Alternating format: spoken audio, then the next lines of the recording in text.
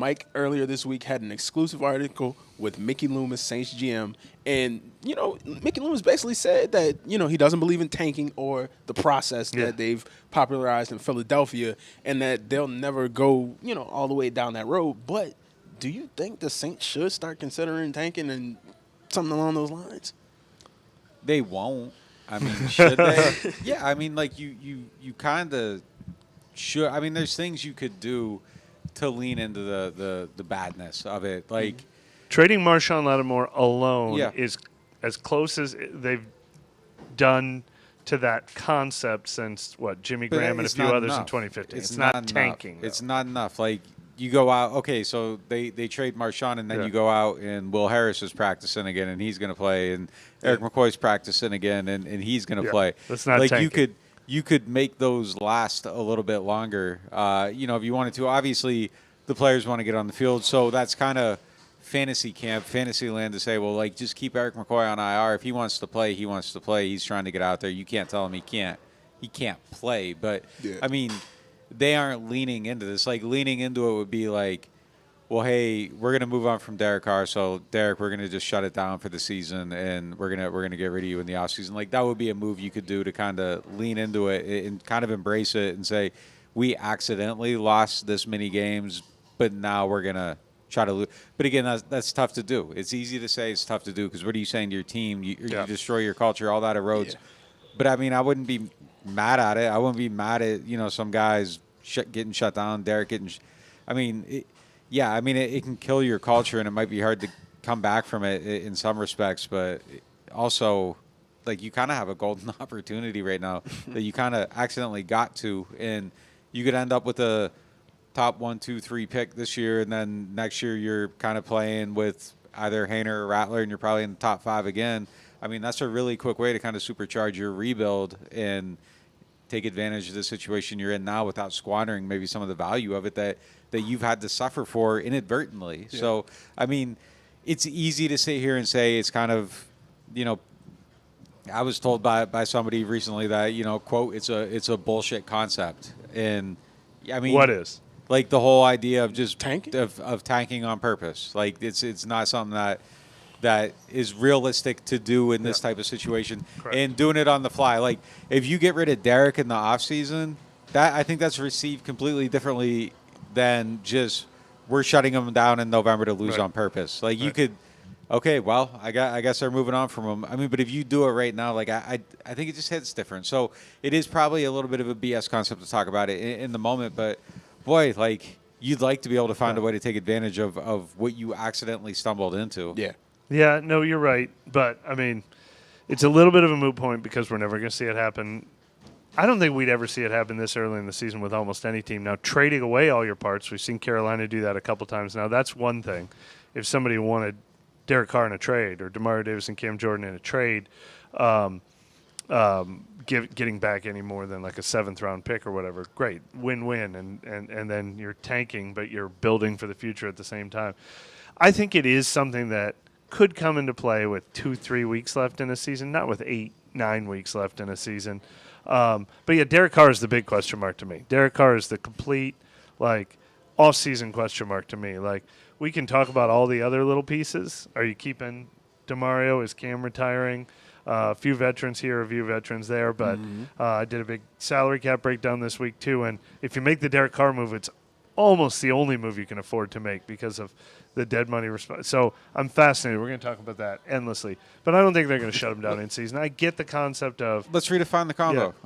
So if they lose the next 3, do you tank December? Yeah, I think there could come a point. I think I might give Rattler 4 games. I want to... He could use it if he, in any way, shape, or form, is in the conversation of the possibility of starting next season. I think it's really interesting because I don't actually know what would attract most head coaches.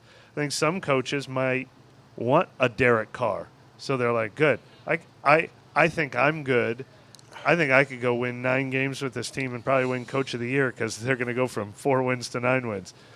I think another one might be like, I'd like that $40 million in cap space to spend somewhere else. So I'm very curious which one of those two is even considered the more attractive setup for the next coach that's going to come in here.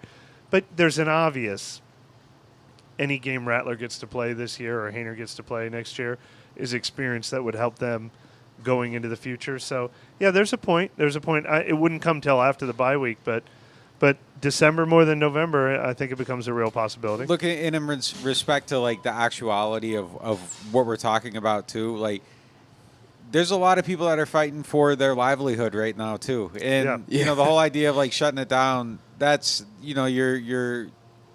there's coaching assistants here that we have the quote on the screen, that backs that up, for sure. Well, what do you say? Plus, you don't want Mickey Loomis had the quote. Plus, you don't want to get in the habit of losing. Every player wants to win, so they want to believe they're doing everything they can to win. That's what we ask of them. So how can we ask them to do everything they can to win, and then we're not? I mean, I'm not even just talking about the players though. Like there's like young coaching assistants and stuff that are like fighting for their NFL life. So.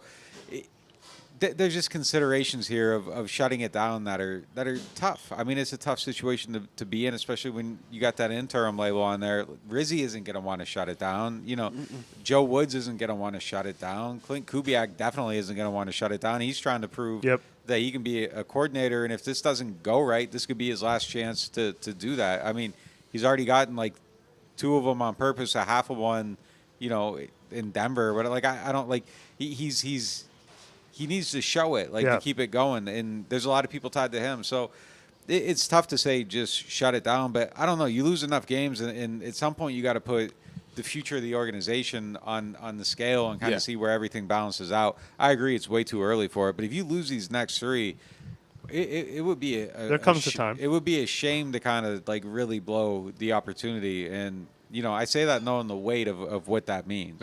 Yeah. I misled you by making you read that Mickey Loomis quote because I was thinking of another quote that was in that story where he said exactly what you said. He said, this is an audition for everybody. He said, it's an audition for Rizzy, and Rizzy has made it very clear he has head coaching aspirations, so he wants to kill it. And Joe Woods is going to call a defense, he said him.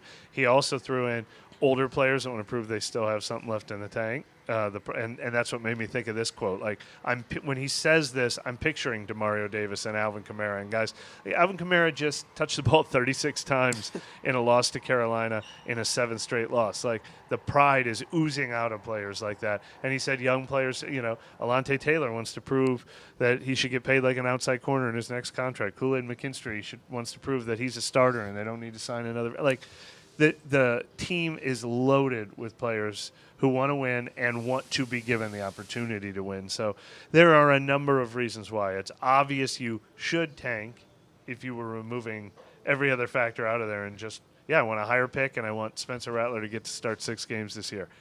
The other considerations, and I do think there is an element to positivity carrying over too. I think if this team like won 5 of the last 6 games and felt good about like what they showed, I think that can carry over into an offseason. I think that carried over into last offseason. I think it made for a good training camp. I thought it made for a good week 1 and week 2. Some things they just weren't good enough to overcome. But I don't think you can just scoff at the idea of positivity and hey, when we got the new coach and the new energy in the locker room, we went on a run. Like I think that could help a lot. It could help a Trevor Penning. It could help a Tali Fuaga. I really think it could. You know what else brings energy though?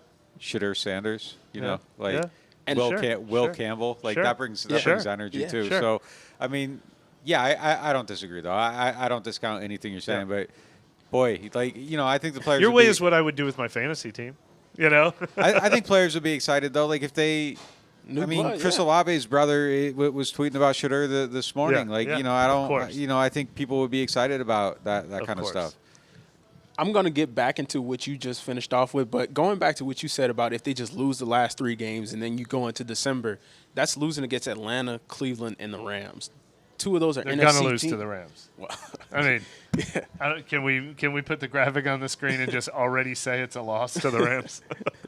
But going into that, we kind of alluded to the last game, and you threw out some names just now. Who would you want to see kind of come in? It's a little too early, but, who would you want to see come in?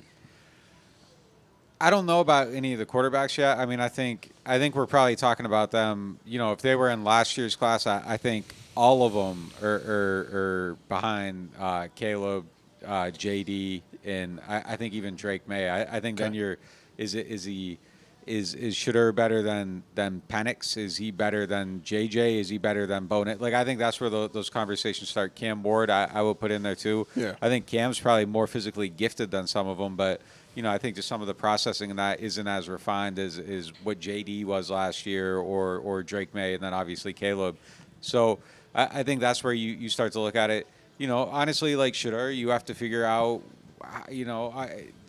it's a real conversation. Yeah. There's a lot of noise that goes with that situation.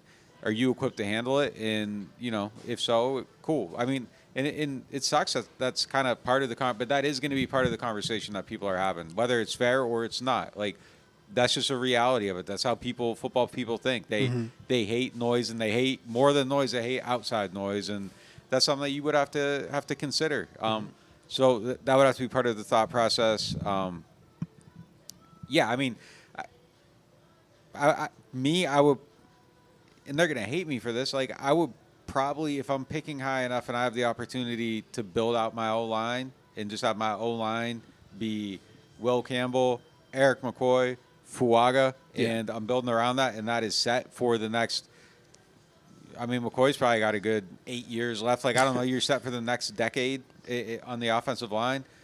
That would be something that I would really look at. And you build that line, and then you come back, and you kind of, okay, set up now. Let's go get the quarterback. Yeah. But that's probably how I would probably want to approach it. Is you fill that out, and like you have a franchise line. Like, a lot of stuff can. You're kind of set up to be in a situation where people can succeed then. Yeah, I mean, I've mentioned the Detroit Lions, I think, a number of times, but I mean, I think drafting Penei Sewell 1 year with the 4th pick and Aiden Hutchinson 1 year with the 2nd pick can set your team up for success too. Like, off left tackle, defensive end, and I think the hit rate is really high in the top 10 on those positions too. It's a crapshoot at quarterback all over the draft, but no, look, if you can get a Drake May, you get a Drake May. If you can get a Jaden Daniels, you get a Jaden Daniels. I don't know that exists in this class. We don't know where the Saints are picking yet. If they're picking one, it might have to be the quarterback. I don't know, but I haven't there's looked at no any of them hard shame. enough to feel conviction on any of them. But I mean, man, Pat, like, as long as you're taking, if you're in the top 5, even if you're number 1, as long as you're taking somebody at one of the 4 premium positions, I mean, I don't feel the same way as wide receiver as those positions. No, I go quarterback. Offensive tackle, defense veteran, cornerback. Corner, 4th. Yeah, corner. Yeah. Those are the 4 premium positions to me. I don't think they need to go cornerback, but if there's a Stingley or whatever, like, if you love somebody, go Speaking ahead. of Colorado. Yeah. Trav. Yeah, and he's gonna be a corner in the NFL. I keep asking people in the league. Everybody says corner, and maybe he gives you 5 to 10 plays at receiver a game, but he's a cornerback. He's too small. He's too small to be to draft him high as a wide receiver. He just is. Like, he looks talented. He looks like he's 100. He looks like he's like 165 pounds. That plays at cornerback. It doesn't at wide receiver necessarily. If you're drafting someone that high, you want him to be Jamar, and he's not. You want him to be Justin Jefferson. I just don't think he has the frame to be that. And you just look at a picture at him, and he looks small. Like, he's probably a great wide receiver too, but he's going to go in the league and be an awesome cornerback. I use him there, and I use him up as a change up on offense here and there. Lockdown. Like I said, we were going to go back to Mike's ending comments. His comments were about the energy. About my fantasy football team? I have Jamar Chase in one league, so and Burrow in another. You living good. I just I had to move on. And I let Olave go in a league today. And got to pick up. Need IR spots in that league. Well, we'll see if he's on IR. Well, there's IR tomorrow. spot. I That's don't expect him to play again. true. Yeah. Yeah.